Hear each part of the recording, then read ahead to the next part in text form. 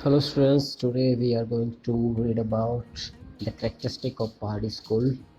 Okay, the first character is diverse subject matter. मतलब हर तरीके के सब्जेक्ट मैटर उनके होते थे। रिलीजियस होते थे जिसमें कि बोथ शैव और वैष्णव दोनों रिलीजन को फॉलो करके वो पेंटिंग बनाते थे। शैव का मतलब है जो शिव भगवान से रिलेटेड थी, और वैष्णव से मतलब जो विष्णु भगवान से रिलेटेड, जो विष्णु के जितने भी अवतार हो उन सबसे रिलेटेड पेंटिंग्स इसमें बनाते थे वो। जैसे कि रामायण, महाभारत, शिव पार्वती, दुर्गा सप्तशती, भागवत पुराण आर इलस्ट्रेटेड, ये सारी उसमें इस तरीके की पेंटिंग बनी। फिर रोमांटिक पेंटिंग बनती थी जिसमें जो कि नायक नायिका बेड़ा, गीत गोविंद, बिहार सतसई एंड रागमेला पेंटिंग्स, ये उनके टॉपिक्स होते थे, मतलब सब्जेक्ट मैटर होते थे। इन पे काफ़ी सारी सीरीज में पेंटिंग बनती थी। फिर जनरल पेंटिंग्स बनती थी, जैसे जो वहाँ की जनरल लाइफ से रिलेटेड होती थी। राजाओं की पोर्ट्रेट बनती थी, रॉयल कोर्ट सीन्स की पेंटिंग बनती थी, 12 मासा मतलब जो हर एक महीने की कुछ खास एक्टिविटी होती थी उससे रिगार्डिंग पेंटिंग बनती थी, फेस्टिवल से रिगार्डिंग पेंटिंग बनती थी, और कैसे। तो इस तरीके के उनके सब्जेक्ट मैटर होते थे। फिर आ जाते हैं लीनियर ब्यूटी पे। One of the main feature of Pahari painting is linear beauty. Rhythm and smoothness have been added to the figures through fine lines by means of squirrel hair brushes. मतलब जो उनकी ब्रशेज होती थी बड़ी special होती थी, squirrel hair से बनती थी, जो अपनी गिलहरी की पूंछ से बनती है। फिलहाल वो बैन कर दी गई है क्योंकि गिलहरी को मार के उनसे वो मतलब जब वो ब्रश बनाने के लिए बाल निकाल रहे होते तो कई बार गिलहरी मर जाती थी, तो अभी वो ब्रशेज बैन हो गई है। मगर सबसे बेस्ट क्वालिटी की ब्रशेज होती थी जिससे कि वो लाइंस जो आउटलाइंस है और उनमें काफ़ी स्मूथनेस और रिदमनेस भर देते थे। The Ajanta like expression of emotion and fineness line that have been used in the drawing of eyes. मतलब जो अजंता की पेंटिंग्स के जो एक्सप्रेशन और इमोशन है उनके बिल्कुल बराबर की वो इमोशन डाल देते थे, इतनी फाइनेस्ट लाइन करते थे वो, स्पेशली आइज में। Jewellery and other details are also preserved. जो ज्वेलरी में जो डिटेल्स दिखाते थे वो भी काफ़ी अच्छे से दिखाते थे वो। डिस्क्रिप्शन ऑफ नेचर, तो पहाड़ी स्कूल ऑफ पेंटिंग जो सारा एरिया ही है पहाड़ और झरनों से घिरा है, मतलब नेचुरल ब्यूटी से घिरा है, तो उस आसपास की चीज़ों का इम्पैक्ट तो होगा। तो वो अपनी हर एक पेंटिंग में ट्रीज, क्लाउड, वाटर, जंगल इन सब को मतलब वो पेंट करते थे। मगर इन सब का जो है एक रीज़न होता था पेंटिंग में, मतलब उसको कुछ ना कुछ एक्सप्रेस करने के लिए। जैसे अगर वो क्रीपर्स कुछ जीव दिखा रहे हैं तो वो यूनियन को सिंबलाइज करते हैं कि दो मतलब प्यार करने वाले मिल रहे हैं, इस तरीके से। Hillscape add to the beauty and romance, और जो पहाड़ियों वाला सीन दिखाते थे वो रोमांस वाली फीलिंग दिखाने के लिए। People sitting around fire during winter and people playing Holi in summer signify seasons. मतलब अगर वो दिखाते हैं आग के पास बैठे हुए बंदे तो मतलब वो सर्दी का सीन दिखाना चाह रहे हैं। और playing Holi in summer signify seasons, मतलब वो सीजन्स को हर एक जो वो चीज़ बनाते थे वो कुछ ना कुछ एक्सप्रेस करती थी। ऐसे ही नहीं मतलब सिर्फ ब्यूटी ऐड करने के लिए ही नहीं इस्तेमाल करते थे वो। ओके, अब आ जाते हैं हम next. Female figures. The face of women in profile have the nose almost in line with the forehead. मतलब जब भी वुमेंस के फेस को दिखाते थे तो वो साइड प्रोफाइल फेस में दिखाते थे, जिसमें कि जो नोज और फोरहेड है वो एक ही लाइन में रहती थी, मतलब नोज ज़्यादा बाहर नहीं निकालते थे। The eyes are long and narrow, आँखों को काफ़ी लंबी और थोड़ी सी मतलब नैरो करके दिखाते थे वो। And the chin is sharp, मतलब पॉइंटेड चिन रखते थे। The face in Basoli school of art have got originally of style of their own, उनके मतलब खुद का एक स्टाइल था फेस को शो करने का। The women don't look very feminine in Basohli, Basohli उसमें जो है उसके फीमेल करेक्टर थोड़े कम डालते थे। And are a little short but soon in Kangra their beauty gets its due. मगर कंगड़ा स्कूल्स के जो थे वो उन्होंने उसकी पूरी ब्यूटी को दिखाया है। They have been shown with round face, उन्होंने बिल्कुल जो गोल चेहरा, backward sloping forehead with nose falling in the same line, large expressive eyes, almond colored bodies and shapely bosoms. The traditional idea of ideal womanhood in maintained, मतलब जो एक traditional woman होनी चाहिए बिल्कुल टिपिकल वैसा ही वो दिखाते थे। Now come to garments and ornaments. Choli, lehenga and transparent chunni were generally worn by women. मतलब औरतें ज़्यादातर लहंगा चोली और ट्रांसपेरेंट चुन्नी पहनती थी, और उनके काफ़ी सारे जो ऑर्नामेंट्स होते हैं जैसे necklace, Kumkum, anklets, bangles and rings वगैरह पहनती थी। मेल्स को अंगरखा, पजामा और टर्बन के साथ दिखाते थे। श्री कृष्ण को जब भी दिखाते थे तो उन्हें पीताम्बर पहने हुए ही दिखाते थे।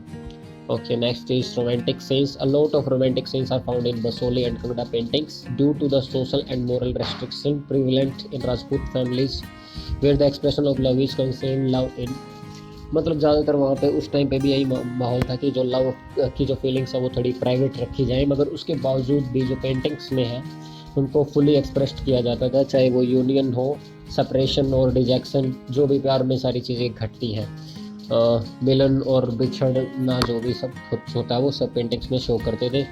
मगर उनका पर्पस स्पिरिचुअल होता था, मतलब रोमांटिक सीन दिखाने का भी, कि कृष्णा जो है symbolize God and Radha is the soul that goes through so many obstacles to meet the almighty. Sensual scenes depicting union are in plenty. Okay. मतलब ज़्यादातर सेंसुअल सीन दिखाते थे। वो सेंसुअल का सीन का मतलब होता है जो रोमांटिक हो मगर ज़्यादा उनमें वल्गैरिटी ना हो। तो अभी नेक्स्ट आ जाते हैं हैंड जेस्चर्स। तो जो पेंटिंग्स में है फिगर्स के जो हाथों की जो भी है जो भी मूवमेंट है वो दिखाने के पीछे पर्पज़ ये था कि हम शुरू से जो हमारी क्लासिकल डांस फॉर्म है उसमें जो है हाथों के जो पोस्चर और जेस्चर है इनका काफ़ी जो है अहम हिस्सा रहता है, जो भी कुछ अपनी फीलिंग्स एक्सप्रेस करने के लिए, इमोशन एक्सप्रेस करने के लिए। तो जो फीलिंग्स और इमोशन को दिखाने के लिए पेंटिंग्स में भी वो इसको यूज़ करते थे। Long tapering fingers, delicate hands and ornamented arms are used by artists to convey the expression and emotion. तो हम किस तरीके से अपने हाथ पैर मूव करते हैं, मतलब ये भी हमारे मतलब फीलिंग्स और इमोशन को शो करने के लिए ज़रूरी है, इसलिए वो हैंड जेस्चर्स का भी ध्यान रखते थे। Next is stylization. स्टाइलाइजेशन का मतलब होता है अपने हिसाब से चीज़ों को सेट कर देना। जैसे किसी भी पेड़ को अपने हिसाब से बैलेंसिंग करते हुए कहीं पे भी उगा देना, पत्तियों की शेप अपने हिसाब से लगा देना। मतलब वो नेचुरलिज्म को ज़्यादा वो नहीं फॉलो करते थे कि नेचर में कैसे होता है, वो अपने स्टाइल से जहाँ चाहते थे वहाँ उन चीज़ों को रखते थे ताकि वो एक ऑर्नामेंटल स्टाइल में लगे, कि सिमेट्री में लगे, सब कुछ बराबर बराबर सा लगे। तो वो अपने हिसाब से चीज़ों को पेंट करते थे, ना कि वो जो जैसी नेचुरली होती है वैसी। अब आ जाते हैं कलर्स पे। कलर्स ज़्यादातर वो प्राइमरी कलर इस्तेमाल करते थे, रेड, ब्लू और येलो। थोड़ी बहुत शेड्स इनकी इस्तेमाल करते थे, पिंक, ग्रीन और ग्रे की। They are also symbolize red and yellow for love and passion, blue for Krishna and bluish cloud for final culmination of love. तो यहाँ पे भी वो कलर जो है कुछ ना कुछ सिम्बोलाइज करते थे, मतलब उन कलर्स को डालने का कुछ मतलब होता था। जैसे रेड और येलो को वो लव और पैशन के लिए इस्तेमाल करते थे, और ब्लू को कृष्णा के लिए इस्तेमाल करते थे, और फाइनल कल्मिनेशन ऑफ लव मतलब प्यार की बिल्कुल हद दिखाने के लिए वो क्लाउड्स को ब्लूइश पेंट करते थे। Okay, next is portraiture. The faces are repetitive initially but improved subsequently as a result of careful study of expression for each and every character face full of life, emotion and mood are clearly depicted. तो वो जब भी portrait करते थे तो face के expression और emotion पे बिल्कुल वो ध्यान देने लग गए थे। अब आ जाता है depiction of animal and birds. तो मैंने यहाँ पे जब भी बताया कि वो कुछ भी चीज़ अगर बना रहे हैं तो वो कुछ ना कुछ सिम्बोलाइज करती है। तो हर एक पेंटिंग जैसे अपनी राग से रिलेटेड, रागनी से रिलेटेड, रसमंजरी, भगवत गीत, गोविंद, देहार, सप्तई, जितनी भी ये बारहमासा और राग में माला जितनी भी पेंटिंग बनी है उन सब में उन्होंने जो है इनको बर्ड्स और एनिमल्स को बनाया है, जैसे कि deer, swan, cows, elephant and cranes etcetera. और ये सब कुछ ना कुछ सिंबलाइज करती है। जैसे a crow near heroine symbolizes that the hero is expected. मतलब अगर एक कौवे को दिखाया उन्होंने हीरोइन के पास, तो इसका मतलब ये है कि उसका जो है हीरो जो है आने वाला है उससे मिलने के लिए। And she is blushing which charm. A couple of ducks stand for union. और अगर दो उनको डक्स को दिखाया है उन्होंने तो इसका मतलब ये है कि वो अभी मिल चुके हैं। And peacocks for nearing clouds and rain. और पीकॉक्स को दिखाते थे कि अभी बारिश वारिश का जो है से मौसम होने वाला है। तो मतलब जो भी वो डिपिक्ट करते थे बर्ड्स और एनिमल, उनका भी कुछ ना कुछ पेंटिंग्स से रिलेटेड उनका रोल होता था। Now next is use of gold and silver. The color scheme is brilliant and golden color is used lavishly, मतलब बहुत ज़्यादा यूज़ करते थे वो। The sky is painted as a narrow band of blue and white at the top, मतलब बिल्कुल कम sky दिखाते थे वो, बिल्कुल छोटा सा एक बैंड दिखाते थे, ज़्यादातर ज़मीन का एरिया ज़्यादा दिखाते थे, आसमान का बिल्कुल कम दिखाते थे। The colors are strong and contrasting. The use of gold and silver color in design of garments में ज़्यादातर इस्तेमाल होता था गोल्डन कलर का और सिल्वर कलर का, ऑर्नामेंट्स में होता था और थोड़ा सा ग्लैमर शो करने के लिए। Moonlight in silver create a diffused glow, मतलब सिल्वर मूनलाइट जब भी शो करनी होती थी तो उसमें सिल्वर कलर का इस्तेमाल करते थे वो। Lightning is painted with silver, golden is used in utensils, palaces, metal and furniture etcetera, मतलब आसपास की जो चीज़ें होती हैं हमारे, उन सब में भी वो इन सब चीज़ों का डेकोरेशन के लिए इस्तेमाल करते थे। These colours don't stand out but blend beautifully, मतलब ये एकदम से नहीं दिखते थे मगर मिक्स विक्स करके वो अच्छे से दिखाते थे इन कलर्स को। Use of borders in some Pahari paintings we find ornamental borders of Mughal style, the red and yellow border are worth noticing in these miniatures, मतलब वो पेंटिंग्स में बॉर्डर्स भी रखते थे। पर्सपेक्टिव, मतलब शुरू से वो पर्सपेक्टिव पे कुछ ज़्यादा ध्यान नहीं देते थे, कलर्स और जो उनकी लाइन ड्राइंग थी उसी से वो मतलब जो है परफेक्शन दिखाते थे, मतलब ज़्यादातर पर्सपेक्टिव का ध्यान नहीं रखते थे कि पीछे वाली चीज़ें थोड़ी छोटी दिखाई देंगी, सामने वाली थोड़ी बड़ी दिखाई देंगी, मगर फिर भी उन्होंने कलर्स और जो ड्राइंग की जो उनकी परफेक्शन था, जो इमोशन एक्सप्रेशन थे उसमें वो मतलब इतना इम्प्रॉपर नहीं लगता था, वो बिल्कुल सही लगता था। Painting are based on folk art. The symmetrical ornamentation of nature, especially trees, has a typical folk influence. This is especially found in Basoli, which later decreased in Kangda. मतलब बसोली स्कूल तक की पेंटिंग्स में जो है फोक influence थोड़ा ज़्यादा देखने को मिलता है, मगर ये कंगना स्कूल तक, सब स्कूल तक आते आते जो है थोड़ा कम हो जाता है।